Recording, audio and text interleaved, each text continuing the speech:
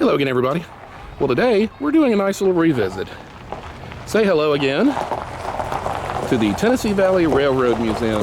Now we are here at the location off of Cromwell Road, and we're going to do the local. I can't remember what the local is called. I apologize. But we're going to go check out this place and see what we can see today.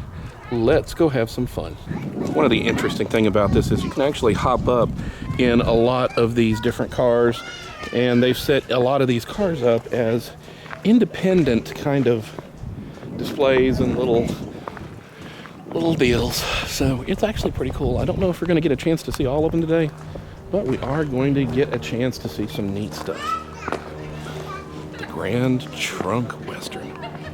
So what we're going to do is head over here to the Grand Junction Depot, and we're going to buy our tickets.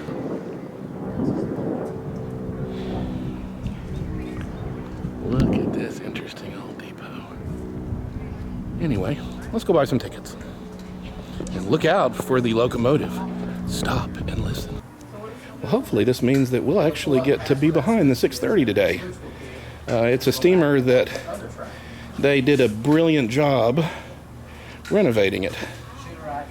So let's go take a look. Well, here we are inside the depot, and they have really got it rigged up like the old days. Yeah, right, you put that robot together. And I'm not going to show everything. I have shown some stuff before, but this museum is actually really cool. And yes, they do have a nice little snack bar, little gift store. You've got models. You've got signal gear. There's photos everywhere to go. But anyway, sounds like they're getting ready to board. So let's go take a look. American engine 630 is on approach to Grand Junction at this time. We do welcome everyone out through the double doors to watch as the engine makes its way into the depot. The engine will come across the front of the building first, go up, turn at the Y, and come down and pick you up on the back side of the building. Also, we ask everyone to stand well behind all yellow lines as the engine makes its way into the depot. If you have small children, please take them by the hand for their safety. If you would like to purchase tickets for this train, you may do so inside Grand Junction at the ticket office. Also, if you have not yet picked up your tickets on will call, you may do so inside the ticket office, and you will need to purchase your tickets on will call in order to board the train.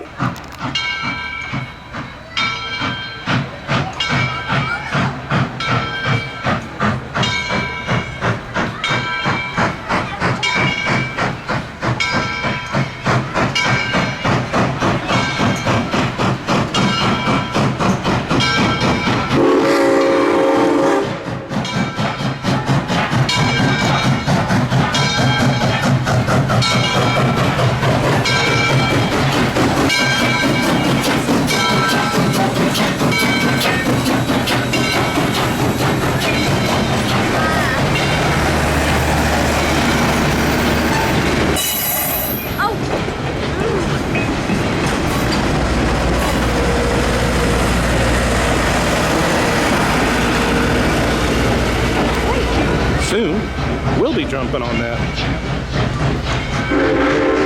But first, they have to turn around. Riding our train today, and his name is Dash. And Dash is turning 5 years old today. Let's all put our hands together and wish Dash a very happy birthday. Come on, man.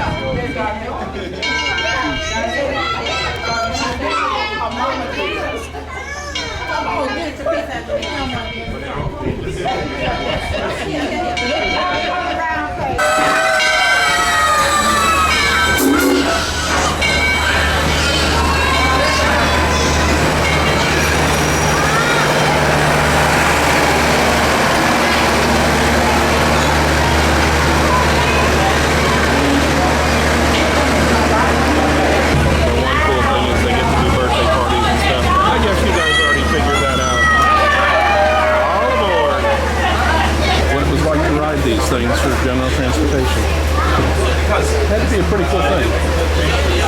And we're looking out of the excursion line, and you can see the actual freight line. Now, one interesting thing is they actually do have a YouTube channel with a live feed. So a lot of times you can actually go and watch this and you can see the freight trains roll by. But we're going to roll to their shops. I really wish that I could do a smell-o-vision. One of the cool things about the 630 is, since it does actually burn coal, you can smell it. And I don't know if the camera is going to be able to get it, but it's actually going to have cinders coming down because we are combusting a product and using that to generate steam to drive the trains forward. Now everyone take a good look at Grand Junction as we depart, because you may not see it for a day or two. A week at the most.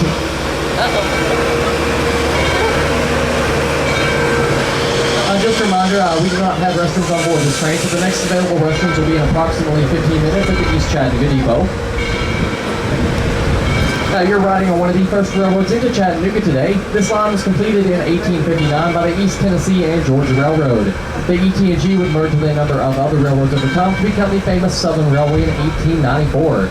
The Southern would continue to use this 3-mile section of track until they abandoned it in the 1950s for reasons I'll explain later in our journey. They built a new line to the north, which you can see to the right of the train now. That line is still used by the Southern successor, the Norfolk Southern Corporation.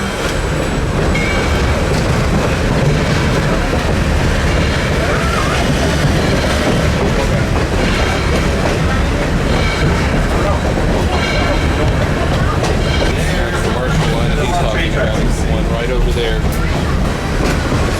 And the puffs of smoke that you see are coming from us.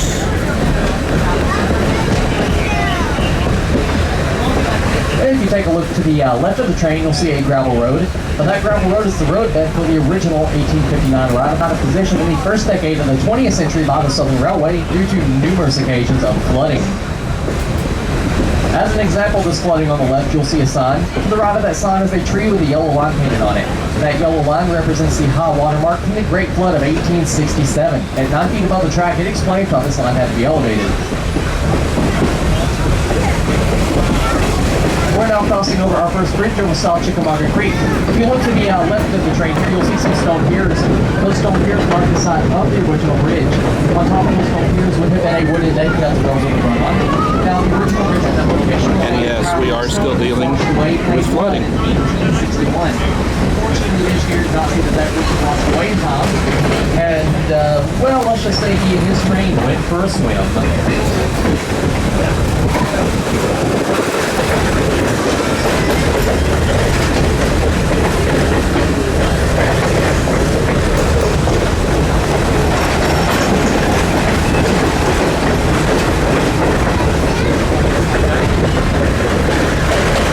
Yes, these other trains are really close.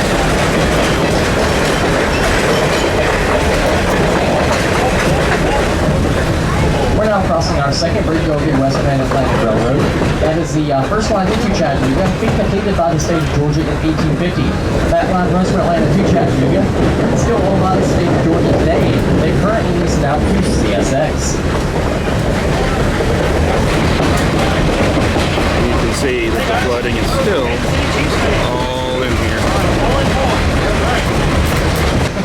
Now, if you take a look to the right of the train, I'll point out some of my favorite trees along this route. There's this one, and this one, and then this one here with the leaves on it. I call that one Steve. Now, I'm guessing that that's another line that's going out to But rather than travel over it, we're going to travel through it, through the Missionary Ridge Tunnel, also known as the Whiteside Tunnel. This tunnel is 986 feet long, about the length of 3 football fields. This one is so... This tunnel is the reason this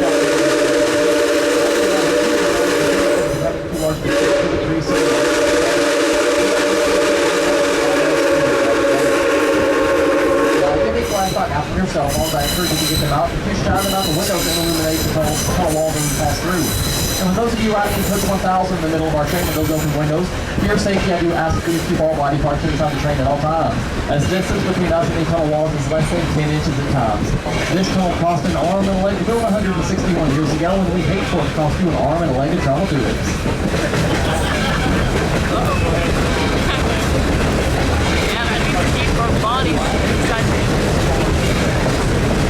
Getting ready to go through the tunnel.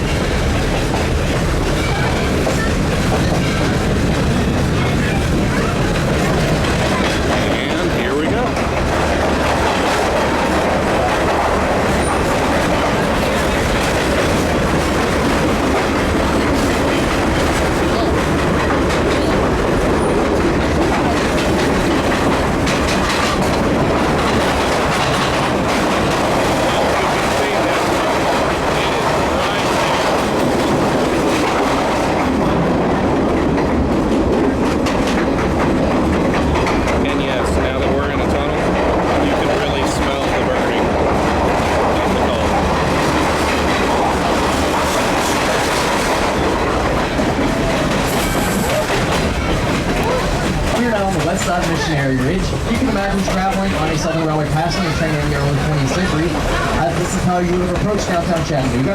Right to that tunnel there, with your final destination being Terminal Station, which has today been converted into the Chattanooga Choo Choo Hotel. Now, of course, the passenger trains back then would have consisted of more than just passenger coaches. There would have been a baggage car, RPO car, sleeping car, lounge car. Some trains even a dormant car or an observation car.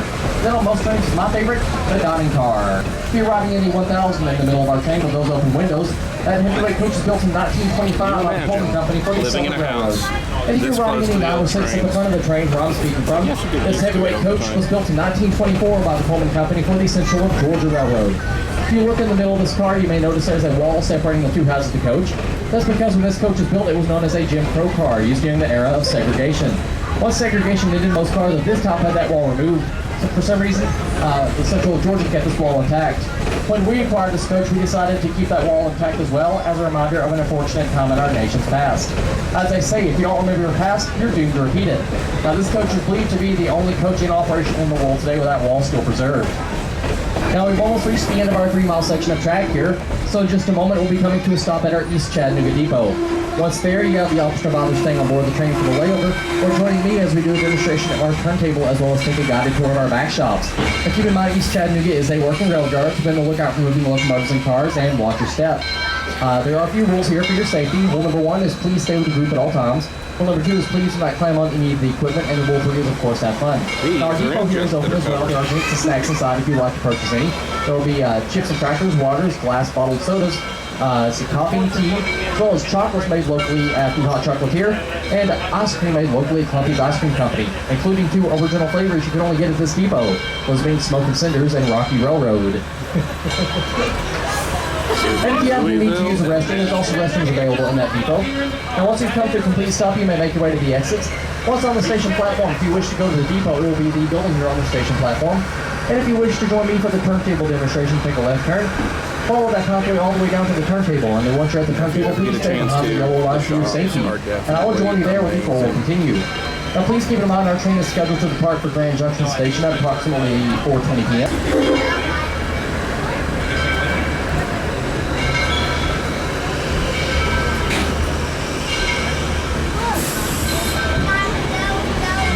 Beautiful blue paint job on the one marked 80. Interesting little side note.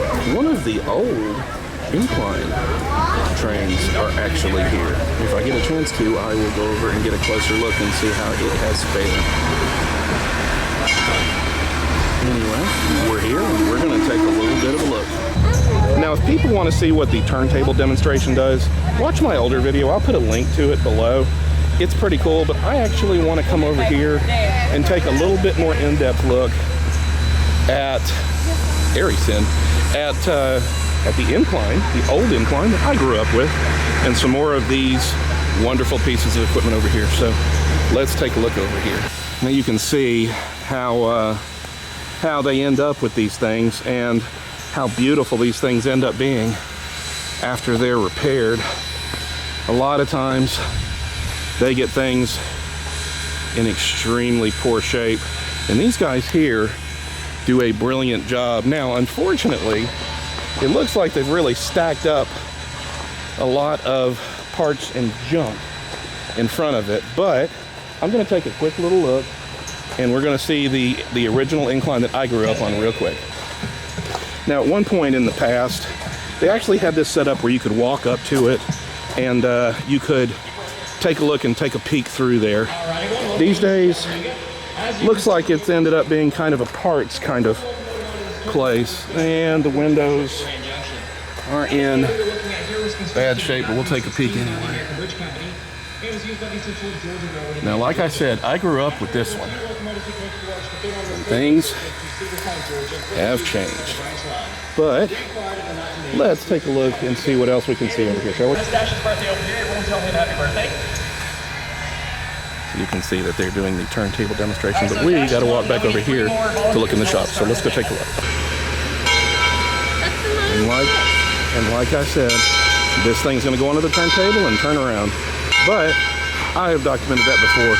I want to take a better look this time at the workshops. So Okay, one interesting thing. There was a company called Arison. They did wind turbines and stuff like that. Is this the same company? Does anybody know? Any of the people watching that's a rail fan, please let me know in the comments. That's just a curiosity thing. It's still a bunch of cool equipment around here. Just look. That's a beautiful old observation car and dining car, I guess. Look at how beautiful. The 6914 Southern Crescent. Look at that beautiful paint job. You can see the incline over in the corner. Another interesting thing is they've got one called the 610 that looks like they've pulled the boiler out of. Or at least they're working on the boiler. Interesting. Okay. Now I have a feeling that this is the same kind of observation car that is on the Hiwassee run. And you've got observation area down here and then the dome up there. Hopefully at some time in the future I'll get a chance to go on that. Looks like I really will want to be upstairs even if it does stay hotter.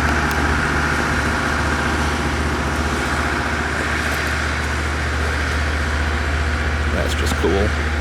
But let's go take a look at the shops. Tennessee, Alabama, and Georgia Rail Yard. The John A. Chambliss, number 80. Look at that beautiful paint job. That's a diesel, but we're gonna go take a look in here. Now, I doubt a lot of people are working here on a Sunday, but this gives you an idea. Ceiling's good 40 plus feet up in the air because they've got to accommodate some of these beauties. Looks like they're working on another, I guess it's a steamer, I can't tell. It looks like a steamer. And you've got all the different shops. This is actually maybe a dining car from Southern Railroad. It's definitely a Southern Railroad. So this appears to be the 4501. Now, I may be wrong, but that may have been one that they ran in the past. And the railway serves the South. All of our equipment. Now, all railroads would have had a back shop just like this back in the day, but on a much larger scale. Now, did anyone have a guess why they were called back shops? Back in, good guess, but not quite. It's even simpler than that.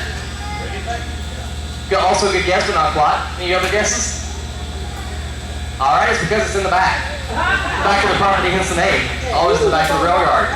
Now, we got a number of features in this back shop that allow us to work on our equipment. If you look underneath this car in front of you here, and you're welcome to come closer to get a closer look if you'd like. So that is our drop pit that allows us access underneath our equipment should we need it, or not having to lift them off the track, making the work much safer. Well, one of the interesting things that they talked about was that this is the last example of a Jim Crow car. So that wall that was in there actually divides the car in half. Now they don't know if the front half or the back half was that, but it's a good reminder of how bad things were history-wise in the past and how we've moved beyond it. Anyway, let's get back on the train, shall we?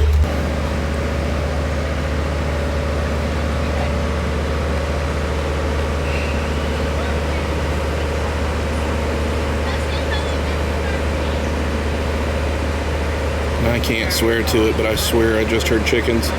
They may have that going as a little audio thing, or there may actually be chickens nearby. I don't know, I haven't seen any yet.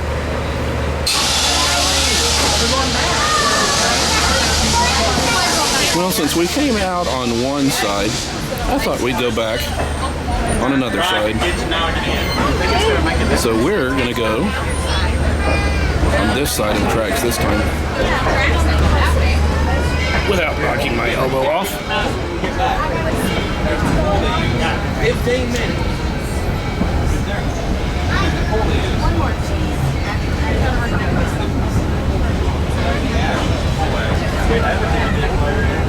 You should run to our window.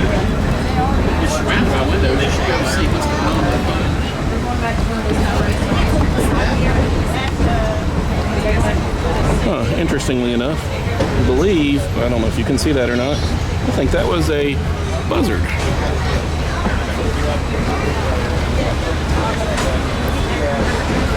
You can see that they store a lot of their gear here, and it looks like there's actually another working track below us.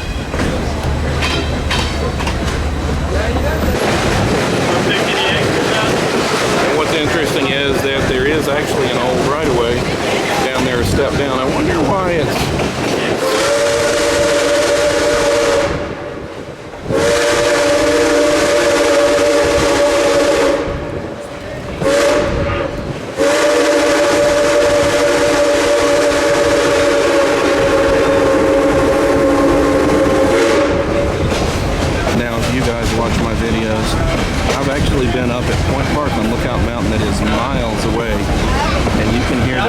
sound for many miles away.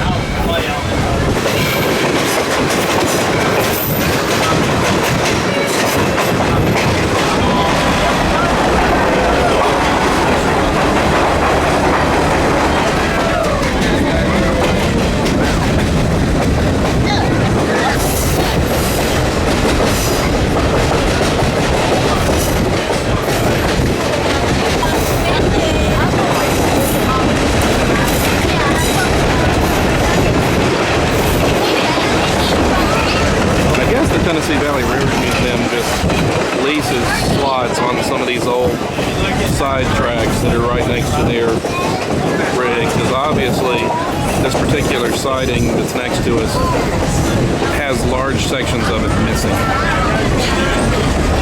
Looks like it's getting ready to feed right into us too.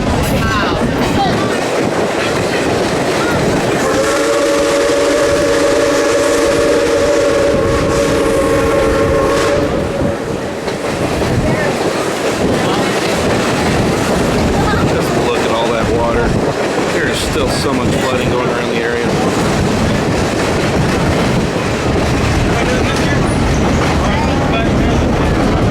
Come back and see us, everybody. Hey, y'all feeling good? Yes. All right.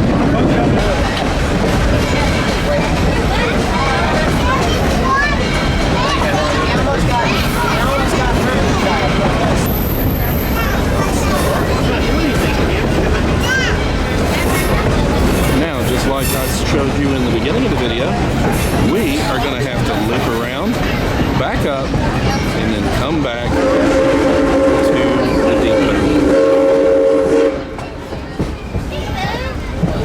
Well, this is way number 2 right here. It's called the Y, spelled W-Y-E. It is a triangular shaped junction in the track with switches in all 3 corners. Think of it as doing a 3-point turn in your car, but on a much larger scale.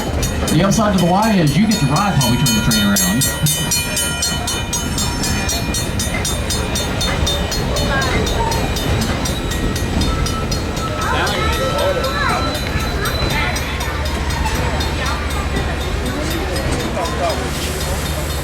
Ooh, Lordy.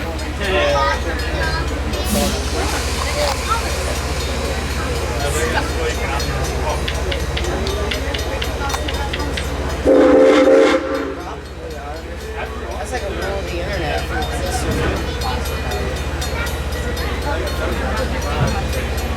Wait, why are we backing up?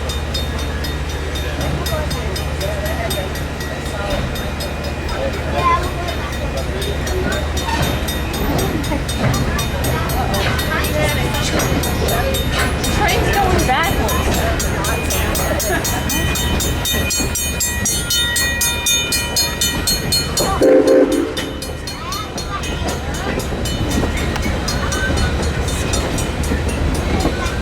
Now you're going forward.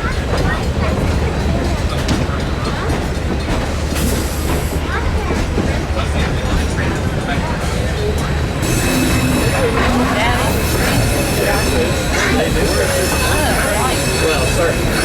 Most of the time what they do is turn around like this. Like you do this side of the train and forward the other direction.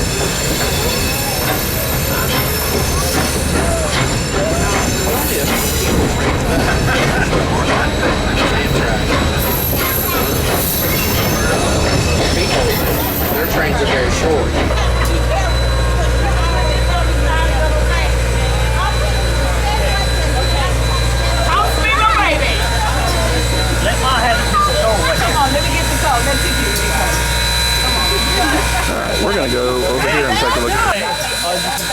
just to give you size reference, I'm about 5'10".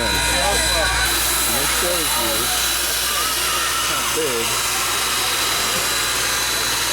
this actually is. American Locomotive Company.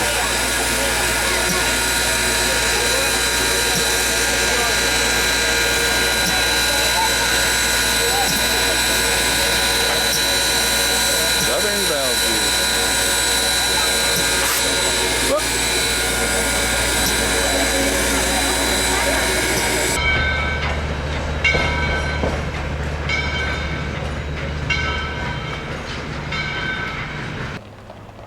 Well, guys, unfortunately, since we took the last train of the day, we have run into a limit. You know, if you want to see what a lot of these look like that you can walk into, again, I shot a video a couple, 3 years ago, and nothing's really changed. I'll post the link in the description below, and y'all can see what it looks like under this, although some of them are under construction because they are renovating. Yes, there are some more interesting things to see than just what we did. Well, guys, that's all there is. I'm off to go on some more journeys. Until then, why don't you guys go on a journey of your own? We'll see you next time. Bye-bye.